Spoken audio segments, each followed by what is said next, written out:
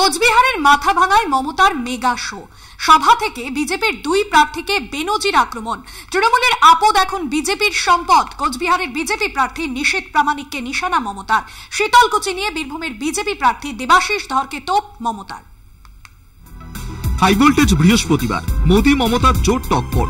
19 April প্রথম দফা ভোটের আগে বিজেপি তৃণমূলের নজরে উত্তরবঙ্গ। মাথাভাঙার সভা থেকে বিজেপির দুই প্রার্থীকে নিশানা তৃণমূল সুপ্রিমোর। একজন কোচবিহারের বিজেপি প্রার্থী নিশীথ প্রামাণিক, অন্যজন শীতলকুচির গুলিকাণ্ডের সঙ্গে জড়িত আইপিএস দেবাশিস ধর। আপনাদের একজন বাবু যার বিরুদ্ধে হাজার হাজার কেস, আমরা দল থেকে তাড়িয়ে দিয়েছি। আমাদের দলেও ছিল আপদ, আর বিজেপির আজ হয়েছে সম্পদ। শুধু গুন্ডামি করে বেড়ায়। পাল্টা জবাব দিয়েছে বিজেপি। সব মিথ্যে মামলা যা দিয়েছে সেটা আমরা নিশ্চিতভাবে এপিডেভিটের মাধ্যমে জানিয়েছি। পিসির কাছে তার ভাইপোই একাই ভালো। কুচবিহারের মতন প্রত্যন্ত জায়গা থেকে উঠে গিয়ে রাজবংশী ঘরের কোনো ছেলে দিল্লিতে গিয়ে সেখানে বসবেন, মোদিজির হাতকে শক্ত করবেন, এটা পিসি মনির সহ্য হয় না।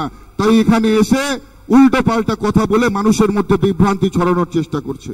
2019-এর বিধানসভা ভোটে রক্তাক্ত হয় শীতলকুচি। কেন্দ্রীয় বাহিনীর গুলিতে নিহত হন 5 জন সাধারণ মানুষ। 24-এর ভোটের আগে শীতলকুচি নিয়ে ফের সুর চড়ালেন তৃণমূল সুপ্রিমো। নিশানায় বিজেপির আরেক প্রার্থী দেবাশিস ধর। ভুলে গেছেন শীতলকুচিতে ইলেকশনের সময় লাইনে দাঁড়ানো 5 জনকে গুলি করে মেরেছিল। তার মধ্যে 4 জন সংখ্যালঘু সম্প্রদায়ের, আর একজন রাজবংশী ভাই ছিল। আমি ইলেকশন চলাকালীন এসেছিলাম ছুটে এবং তাদের পাশে দাঁড়িয়েছিলাম। আর যে লোকটির ইনস্ট্রাকশনে হয়েছিল তাকে তার বিরুদ্ধে সরকারের 2টো ডিপি চলছে, ভিজিলেন্স ক্লিয়ার হয়নি,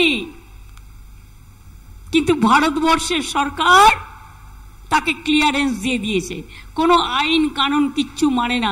তিনি আবার বীরভূমে গিয়ে দাঁড়িয়েছেন। এক মঞ্চ থেকে বিজেপির দুই প্রার্থীকেই অল ইন অ্যাটাক মমতার।